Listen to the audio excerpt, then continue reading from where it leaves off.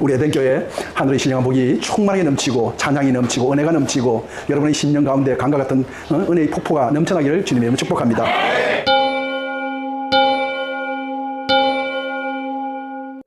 제가 젊었을 때는 목회를 못했습니다. 목회를 늦게 하다 보니까 이 목사님처럼 저도 직장생활을 좀 많이 했었습니다. 그래서 저는 한 20대 때는 여러분 이렇게 외항선을 타고 한 8, 9년을 이렇게 세계 5대양 6대주를 이렇게 다닌 적이 있습니다. 브라질에 가면은 여러분 잘 아는 그 리오데 자네이로라는 곳이 있죠. 세계 3대 미항 중에 하나다 이렇게 꼽습니다. 그게 3대 미항이 될 수 있는 것은 그 해변의 비치가 굉장히 멋있는 거 여러분 아시죠? 코카카바나 비치라는 세계 3대 해변 중에 하나가 그게 있습니다. 그러기도 하고 우리가 리오데 자네이로 하면 생각나는 게 뭘 있나요? 이거 있죠? 그거. 그 예수 그리스도의 동상. 그리스도 상이라 그래요. 물론 이제 그거는 좀 만들기는 거기가 천주교 국가입니다. 그러다 보니 천주교가 중심이 돼서 이제 그리스도 상을 냈는데 그게 코르카바도라는 그 언덕이라고 얘기하는데 언덕이 아니고 사실 제가 보기엔 산이에요. 우리처럼 나무가 많이 우거지고 이런 산이 아니고 거의 바위 형식으로 되는 산인데 높이가 얼마나 되나 하면은 약 한 700m 가까이 됩니다.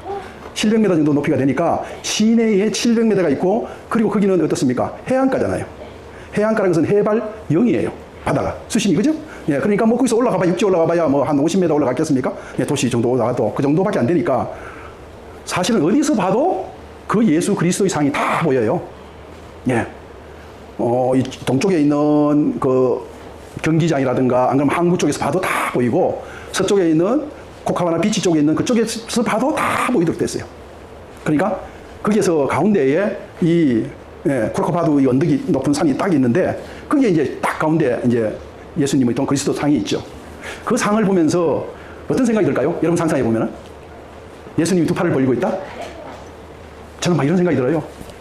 너희들 수고 많다. 수고하고 무거운 짐진 자들아 다 내게로 오라. 내가 너를 품어주겠다. 너를 위로해 주겠다. 내가 너와 함께 하겠다. 그래요. 그런 모습을 늘 바라볼 수 있는. 그러니까 아마 그런 의미에서 세워놨던 것 같아요. 힘든 자들, 어려운 자들, 그런 자들이 와서 주님만 바라보고 거기서 품으라는 것이죠.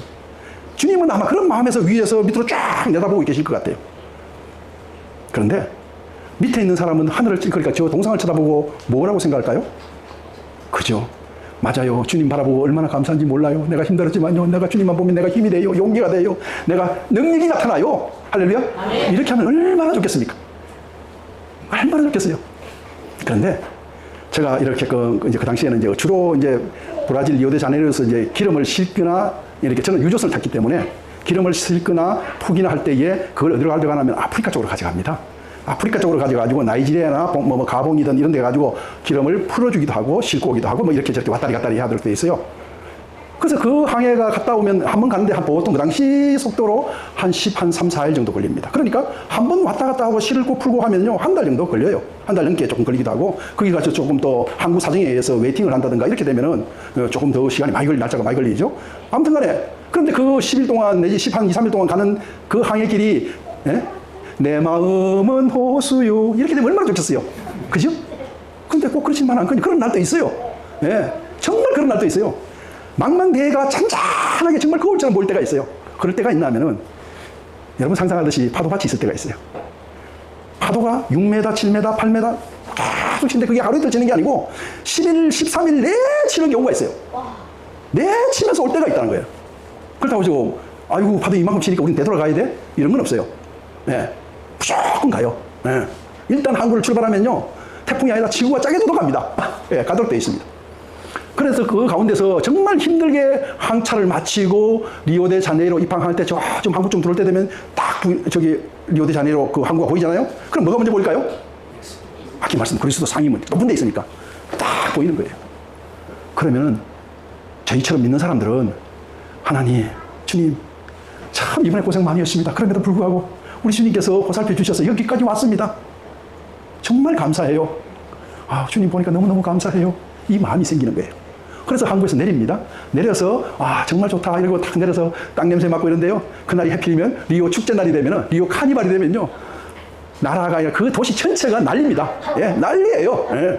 낮에 밤에 할 것 없이 밤이면 더 심하고 얼마나 강단의 춤을 추고 뭐 남자든 여자든 상의 탈의 정도는 기본으로 하고 그 당시만 해도 그렇게 해서 그렇게 춤을 추고 있는. 근데 그 모습조차도 우리 주님은 바라보고 계신다는 거예요. 그렇지 않겠어요? 주님은 여전히 너희들이 좀 정도껏 했으면 좋겠는데 하는 그 마음을 아마 가지고 계실 것 같아요. 예. 여러분, 예수님이 이 리오데자네이로에 있는 이 백성들에게, 이 시민들을 바라보는 그 눈이 있다면, 그 관점이 있다면 어떤 관점일까요? 내게 와서 쉬고, 내게 안식 얻고, 내게 희망 얻고, 그렇게 너희들이 위로받고 갔으면 좋겠다. 나를 보는 자는 그렇게 했으면 좋겠다는 그 마음이 있을 것 같아요. 그런데 예수님이 아니고 밑에서도 위로 쳐다보잖아요. 그죠?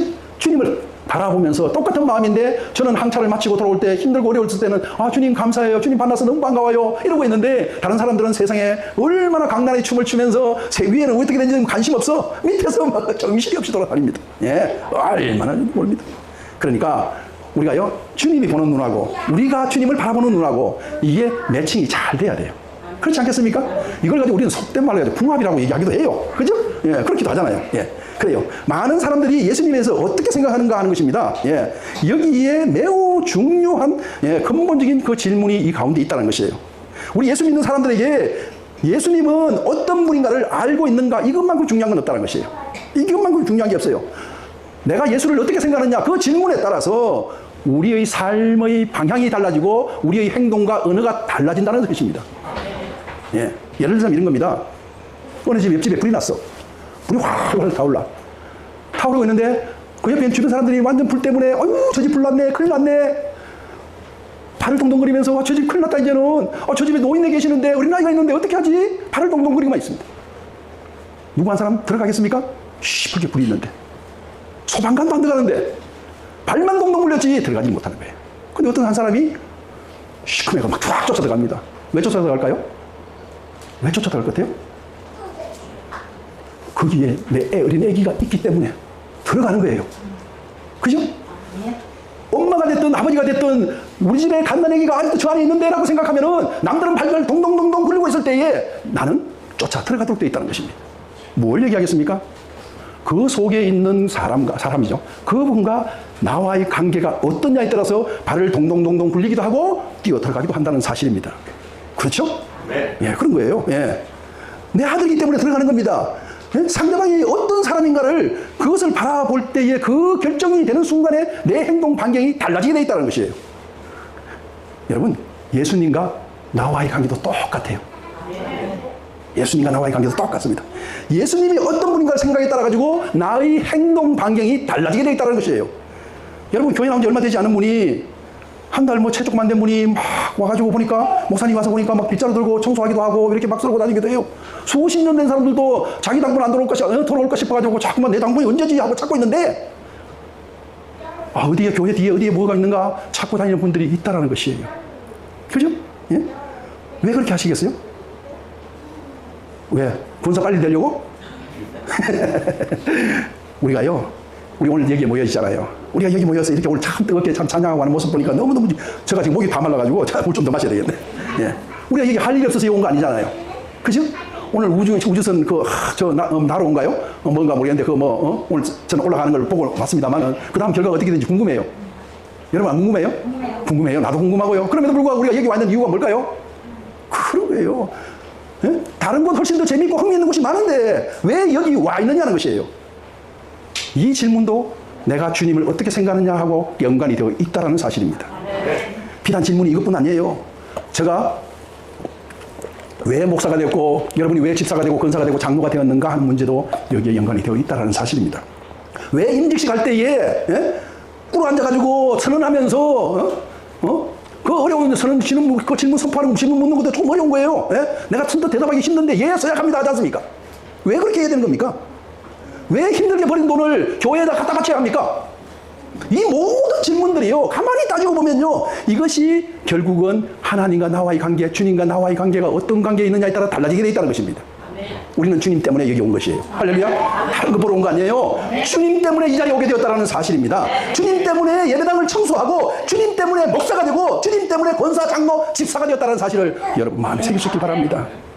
여러분 다 주님 때문이에요. 다 주님 때문에. 오늘 찬양하면서 모든 것들이 오늘 기도까지 전부 다 우리 주님 앞에 포커스가 맞춰진 걸 보고, 주님께서 오늘 또 예배해 놓으셨구나, 저는 그렇게 생각을 했었습니다. 우리 인생에요, 이유가 되고 목적이 되는 것이 바로 우리 주님 때문에는 내 삶 가치관이 어디에 있느냐에 따라 가지고 그 가치관이 달라지게 되어 있다는 것이에요. 우리 모든 행동을 설명해 주는 근거가 주님 때문에 있다는 것입니다.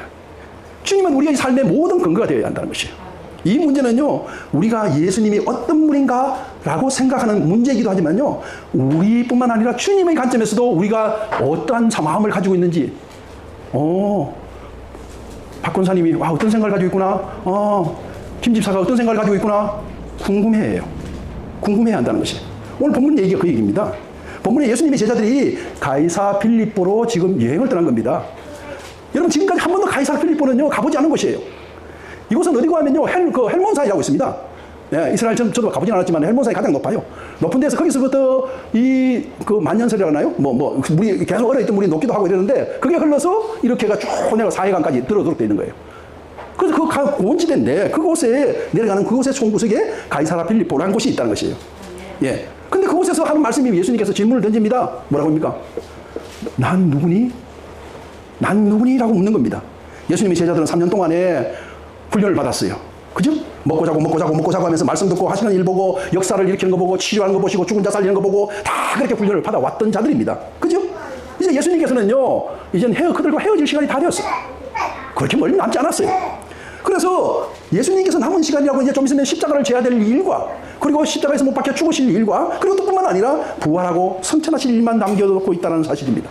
자, 그러면 제자들과 함께는 빠빠이를 해야 될 처지가 있는 거예요.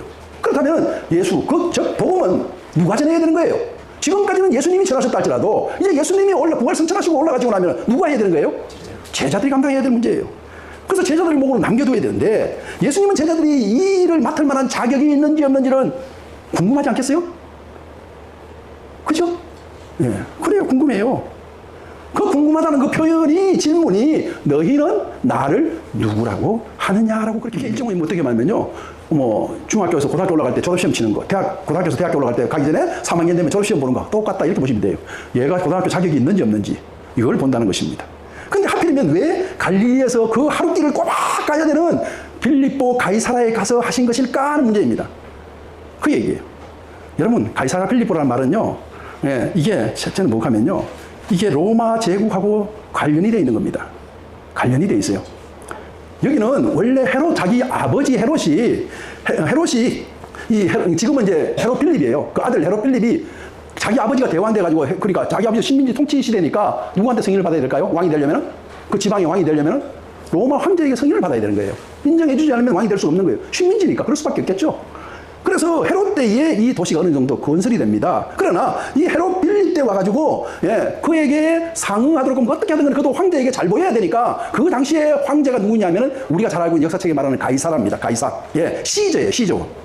이 가이사 이름을 붙이고 자기 이름 헤롯 빌립이라는 이름을 붙여서 빌립보 가이사라 이렇게 붙였던 도시 이름이 그 도시예요.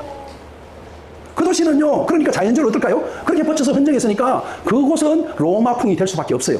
그렇지 않습니까?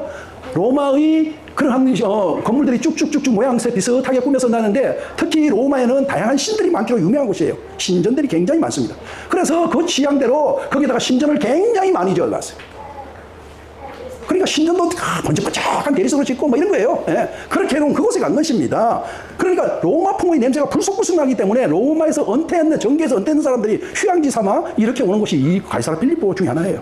이 화려하고 웅장한 황제의 도시에 누가 왔냐 하면은 갈릴리 시골에서 깡촌에서 남루한 옷을 입고 있던 예수님과 예수님의 제자들이 그곳을 왔다라는 것이에요. 여러분, 경상도에서는 보통 이제 여기 혹시 청송분 계시나요?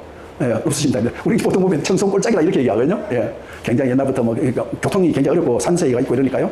청송골짜기에서 논 매던 사람이 압구정동에 와서 그리는 거와 똑같다, 그렇게 생각하시면 돼요. 이해가시죠? 예, 가시는 겁니다. 그 모습이 뭐하면 예수님과 예수님의 제자들이 가이사라 필립보에 가가지고 지금 있는 그 모습이에요. 예. 그래요. 그곳에서 예수님의 질문 중 하나가 뭐라고 얘기합니까? 세상 사람들이 나를 누구라고 하느냐, 생각하느냐라고 묻습니다. 그때 그 당시 예수님을 다른 사람들이 뭐라고 얘기했다고요? 세례 요한이나 아니면 누구요? 엘리야나 선지자 중에 하나이니다라고 얘기합니다. 사실 예수님의 그 행색을 보나, 예? 그 입장을 봤을 때에 엘리야 정도 봐줬다는 것은요, 굉장히 높이 봐준 거예요. 그렇지 않습니까? 예, 굉장히 높이 봐준 거예요. 예, 우리 시대에 예수님을 생각하는 그 관점하고는 전혀 다르다는 걸 여러분들이 이해하셔야 돼요. 그러니까 엘리야 정도 봐줬다는 것은 굉장히 나름대로 높이 평가한 겁니다. 그런데 예수님께서 그러고 난 뒤에 그 다음 다시 묻습니다. 그렇다면은 너희는 나를 누구라냐라고 그렇게 두 번째 묻고 있다는 것이에요. 사실은요, 이게 뭐 예수님이 하고 싶었던 말씀이에요. 묻고 싶었던 본문이에요. 그때 위대한 신앙 고백이 이루어졌습니다. 예. 제자를 대표했던 이 시몬이라는 자가 고백합니다. 16절 우리 다 함께 읽어볼까요? 시작. 주는 그리스도시요 살아계신 하나님의 아들이시니이다. 정말 이 고백은요 대단한 고백입니다. 이 고백을요 가만히 조금만 뜯어가지고 우리가 해석을 할게요. 첫 번째는 예수님을 뭐라 합니까? 그리스도라고 얘기합니다. 그죠? 그리스도라는 말은 뭐죠? 우리말로 해석하자면 구원자라는 뜻이에요. 구원자. 예. 그게 무슨 의미입니까? 이 시몬의 입장에서 이 지금 현재 빌립보 가이사라에 와가지고 이 번뜩거리는 이 시저 황제가 동상이 있고 그 밑에서 지금 예수님을 누구라고 묻냐 했더니 주님 그리스도시오라고 얘기한다는 것은 무슨 얘기가 하면요. 이 땅의 주인은 우리의 구원자는 저기에 있는 시저 왕도 아니고 황제 저런 말 더덕이 아니고 저 사람은 빈떡번떡 할지는 모르지만은 우리에게 핍박자예요. 우리를 압제하고 우리를 결속시키고 우리의 자유를 뺏어가고 결단코 그 사람은 구원자가 아니에요.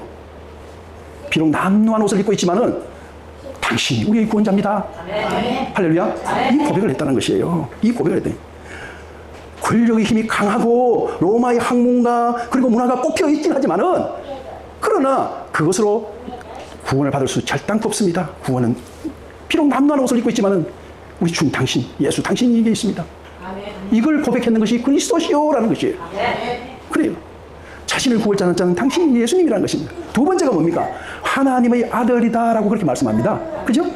하나님의 아들이라는 말은 무슨 말일까요? 여러분, 사람의 아들은 뭐예요? 예? 사람의 아들은 사람보다 좀 못한 자예요? 사람의 아들은 사람이에요. 맞습니까? 네. 하나님의 아들은 뭐예요? 하나님이라는 것을 얘기하고 있다는 사실이에요. 할렐루야? 아멘. 그렇습니다. 하나님의 아들이라는 얘기는 당신은 곧 하나님이십니다라고 그렇게 고백한 거예요. 베드로가 이 양반이 시몬 사람이 알고 이렇게 했는지 모르고 했는지 모르지만 얼떨결에 얘기했는지 모르지만은 정확한 답을 댄 거예요. 예. 예. 그러니까 하나님이시니까 전능하신 분이십니다. 이 얘기를 하고 있는 겁니다. 세 번째로 그 부분 가운데 딱 끼얹는 말이 있습니다. 주는 그리스도시요 살아계신이란 말이 들어가 있죠. 살아계신 분이라고 고백하는 것이 지금 베드로가 또 세 번째 하는 얘기예요. 예수님께서 제자들이 이곳에 가셨을 때에 아우구스투스나 시즈나 이런 모든 사람들은 그 당시에 유명하고 세상 가운데 벌벌 떨게 만들고 휘황찬란하고 모두가 신처럼 우러러보고 있지만은 그 사람들은 다 죽어요. 죽고 나면 별거 없어요. 그 얘기입니다. 다 어떠한 권력자든 간에 지금까지 안 죽은 사람 없습니다. 그러나 당신은 죽음이 없는 분입니다. 비록 이 세상에서는 죽을 수 없는 그런 영원한 사람입니다. 신입니다. 이 얘기를 하고 있다는 것이에요. 아멘. 세상에 예수님이 십자가를 죽으셨지만은 그분은 꼭 부활하신 분이십니다. 살아서 역사하셨다는 것입니다. 이것이 시몬의 고백이에요. 그래서 우리는 이 시몬의 고백을 우리는 굉장히 중요시 여기는 것입니다. 이 고백을 붙잡고 이 시몬은요 일평생을 살아갑니다. 물론 중간에 바람이 불고 휘몰아치고 어려움이 당해서 방향이 삐뚤삐뚤을 하겠지 몰라도 그 방향성은 끝까지 갑니다. 결국 어떻습니까? 로마에 가서 순교까지 하지 않습니까? 예? 그렇습니다. 예. 이 고백의 터전 위에 있었기 때문에 그는 그 방향으로 갈 수 있다는 것이에요. 그는요, 한때는요, 수입이 꽤 괜찮은 갈릴리의 중산층에 속하는 어부 출신이에요. 여러분, 그 당시에 어부라고 얘기하니까 베드로들 전부 가난한 사람이라고 생각할지 모르지만 지금도 그래요. 어디 가지고 해변가이죠. 그 어디입니까? 항구 아니죠. 저 뭐 이런 데 부둣가에 가면은 배 한 채 가지고 있으면요. 그 집은요, 먹고 살고 남아요. 그래요, 안 그래요? 예. 배 한 척 죽게 보면 안 돼요. 배 한 척 가지고 있으면 먹고 살아요. 예. 몸만 성하면 다 먹고 살아요. 그 당시에 베드로는 배 한 척 가지고 처자식 미개 살릴 수 있는, 예? 심지어, 장모까지 미개 살릴 수 있는 그 능력을 가진 중산층에 속하는 사람이다. 이렇게 보시면 이렇게 바를 거예요. 예. 그가 좋은 모든 것들을 포기하고 이 고백을 했기 때문에 그 사람은요, 예. 위대한 지금까지 우리가 베드로를 천주교에서는 뭡니까? 일대 초대 교황으로 보고 있지 않습니까? 그죠? 예, 지금 일대 교황이, 초대 교황이 누가 하면 베드로를 꼽고 있어요. 예. 그래서 그 바티칸 성당 베드로 성당이라고 얘기하죠. 그런데 우리가 알아야 되는 게 뭐냐면요. 한 사람이, 그 한 사람, 베드로 시몬이라는 사람이, 그 사람이 그 고백을 했다는 것은 그 마음 속에 이상과 그 고백했던 그 고백이 그 사람을 위대하게 만든다는 것이에요. 내가 어떤 마음을 가지고 내가 삶을 살아가느냐에 따라 가지고 그 방향성이 달라지고 그것이 나를 변화시킬 수 있다는 것이에요. 남루한 옷, 초라한 언변, 나이 많은 것, 그거 그렇게 중요하지 않아요. 내 속에 무슨 생각을 가지고 있고 내가 무슨 신념을 가지고 있고 내가 무슨 뜻을 가지고 있느냐가 더욱 중요하다는 사실입니다. 예수님 향한 이 위대한 고백을요 품고 있는 그 시몬은 더 이상 갈릴리의 어부가 아니라는 것입니다. 로마 제국을 진동시키는 그러한 인물이 되어 있고 지금 오늘날까지 우리의 입에 계속해서 신앙 얘기를 하면 주는 그리스도시요 살아계신 하나님의 아들이 신이다라는 소리를 계속해서 우리는 반복할 수밖에 없는 그 속의 그 주인공 가운데 있다는 사실이에요. 그냥 한 사람의 업으로서 만져야 될 것이 아니었다는 것입니다. 무엇 때문에? 그 사람의 단 한마디 신앙 고백 때문에. 이런 고백을 가진 사람은요 그 존재가 바뀝니다. 그 존재가 바뀌도록 되어 있어요. 시몬은요 오늘 본문에서 그래서 결국은 뭐가 됩니까? 베드로라고 칭함을 받게 된 거예요. 그 고백을 마치고 난 뒤에 예수님께서 말씀하십니다. 여러분 18절 한번 함께 한번 읽어볼까요? 18절입니다. 시작. 너는 베드로라. 내가 이 반석 위에 내 교회를 세우리니 엄보의 건세가 저는 또 제가 잘못 읽은 줄 알고 그래요. 누구든지요 베드로만 특별히 하나님이 찍어서 이렇게끔 올려주신 거 아니에요. 베드로가 그 뭐라고 합니까? 그 신앙 고백을 했기 때문에 그 고백을 한 자에게는 반석 든든한 바위와 같은 자가 된다라고 얘기하고 있는 겁니다. 네. 베드로가 인물 잘났어요? 아니에요. 네. 네. 그래요. 이런 신앙의 고백을 할 수 있는 그 가슴이 그 마음이 잠재고 있는 그분이 섬기는 그 가정은 복을 받도록 되어 있습니다. 그분이 섬기는 이 나라가 복을 받게 되어 있습니다. 그분이 섬기는 이 에덴 교회가 복을 받도록 되어 있다는 것입니다. 할렐루야. 그렇습니다. 누구든지 이 신앙 고백하면요 든든한 반석이 된다라고 얘기하는 거예요. 베드로만 그런 거 아니라는 것입니다. 예, 그래요. 우리가 이 마음을 가지면요, 이 신앙 고백을 가지면 내가 어떤 마음을 가지냐에 따라서 전혀 달라진다는 것입니다. 여러분 이 시간 저와 여러분들이 예수님을 향한 이 신앙 고백이 분명히기를 주님의 이름으로 축복합니다. 누가 뭐라 해도 예수님이 우리의 구원자가 되시고 살아계시고 하나님이 되십니다 라고 고백할 수 있는 자가 되셔야 한다는 것입니다. 이 고백이 분명할 때 우리 신앙은요 나의 삶이 정당성을 얻어요. 나의 삶이 정당성을 얻는다는 것이죠. 이 고백을 통해서 내가 왜 교회에 와야 되고 내가 왜 목사 장로가 돼야 되고 내가 왜 새벽부터 밤까지 주님을 향하여 내가 애쓰고 힘쓰고 몸써야 되는가를 분명히 가르쳐주고 있다는 사실입니다. 그 일을 하면서 내가 전혀 부끄럽지 않다는 것입니다. 왜 그분을 기쁘게 하려고 노력하느냐는 것이에요. 이것이 모든 답변이 이 속에 들어있다는 거예요. 너는 나를 누구로 하느냐?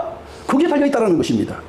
그런데 이 말은요 사람의 생각만으로서 우리가 이루어질 수 있는 사항은 아니에요. 내가 오늘 다짐하고 결단하지만요 이게 내 마음대로 안 되는 게 우리 인생살이잖아요. 그래야 안 그래요? 힘이 빠진단 말이시죠. 이건요 하나님이 주시는 복이에요. 하나님 우리에게 주신 복이에요. 우리 17절 한번 다시 한번 읽어보겠습니다. 시작. 예수께서 대답하여 이르시되 바요나 시몬아 내가 복이 있도다. 이를 내가 알게 한 이는 혈육이 아니요 하늘에 계신 내 아버지시니라. 그렇습니다. 얼떨결에 지금 베드로가 떠들긴 했는데 자기의 고백인지 모르지만 주님께서 다시 얘기하는 거예요. 이게 네가 말했지만은 네가 알게 하신 거는 네가 지금 아버지로부터 네가 지식을 받고 이래가지고 네가 하는 게 아니라 누구였는데 하늘에 계신 내 아버지가 가르쳐 주셨다라고 얘기합니다. 이 복을 모두 여러분에게 있기를 바랍니다. 예, 하나님 앞에 이렇게 되려면 어떻게 해야 될까요? 하나님과 친해져야 돼요. 기도하셔야 돼요. 오늘 보니까 기도도 열심히 하시더군요. 예, 그래요. 기도 열심히 하시고 우리에게 하나님, 내가 하나님을 반드시 똑바로 볼 수 있는 신앙 고백을 하게 해달라고, 그 고백에 내가 내 삶이 움직이게 해달라고 여러분이 날마다 기도해야 된다는 것입니다. 이게 내 뜻대로 되는 게 아니에요. 예? 좋은 시집 어떻습니까? 예? 돌짝밭에 떨어진다고 그랬잖아요. 가시밭에도 떨어진다고 그랬잖아요. 그게 내 일로 되나요? 그렇죠? 어떻게든 하나님 나 좋은 밭에 떨어지게 해달라고, 예? 그렇게 기도하셔야 된다는. 이쯤 되면요 유명한 우리 신학자, 장로교에서 유명한 신학자입니다. 칼 바르트라는 분이 계십니다. 칼 바르트라는 분이 비유해서 말씀이 생각이 납니다. 그분이 뭐라고 하냐면 어떤 사람이 2층에 올라갔어. 건물 2층에 올라갔는데 2층에서 창을 이렇게 내다봤더니 사람들이 막 낮인데 막 저 햇빛 있는 저 태양 쪽으로 막 이렇게 얼굴을 가리면서 막 다들 이렇게 쳐다보고 있는 거예요. 한 사람만 이렇게 쳐다보는 것이 아니라 다들 이리 가면서 저쪽을 쳐다보고 있는데 여기 있는 사람은 쳐다보는 사람은 보이는데 쳐다보는 사람의 그 방향에는 어디에 그 뭘 가리킨지를 몰라. 왜요? 건물이 이렇게 코너를 꺾였기 때문에 안 보여. 여기서는 안 보인다는 거예요. 저 사람들은 다 보고 막 이러고 앉았는데 다들, 예? 그럼 이 사람 2층에 있는 사람 어떻게 해야 될까요? 물어봐야 되나요? 뭐 보고 있어요? 물어봐야 돼요? 어떻게 해야 돼요? 물어보면 밑에서 그럴 거예요.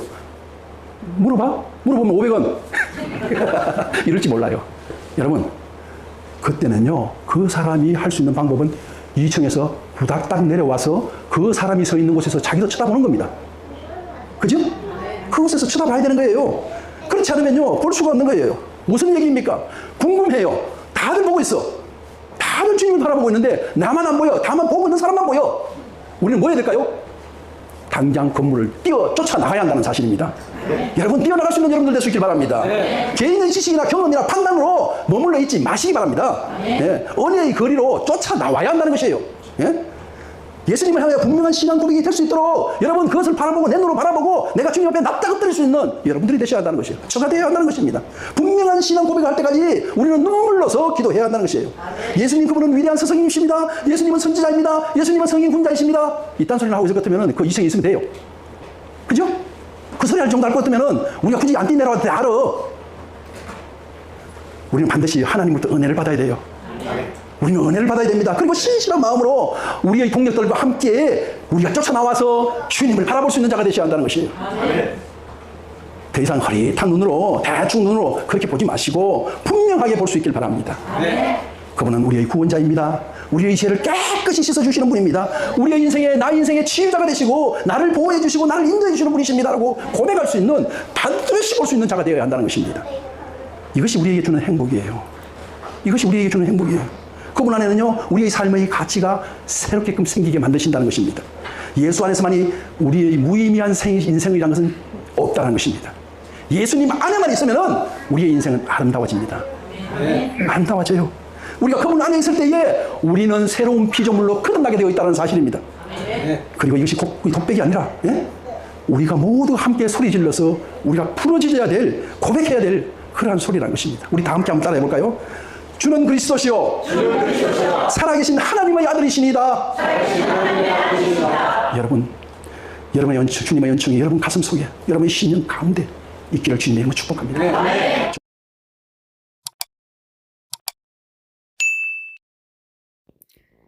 안녕하세요. 다음 주 목요일 6월 22일 저녁 7시 30분 2023년 상반기 목요 찬양 집회에 여러분을 초대합니다.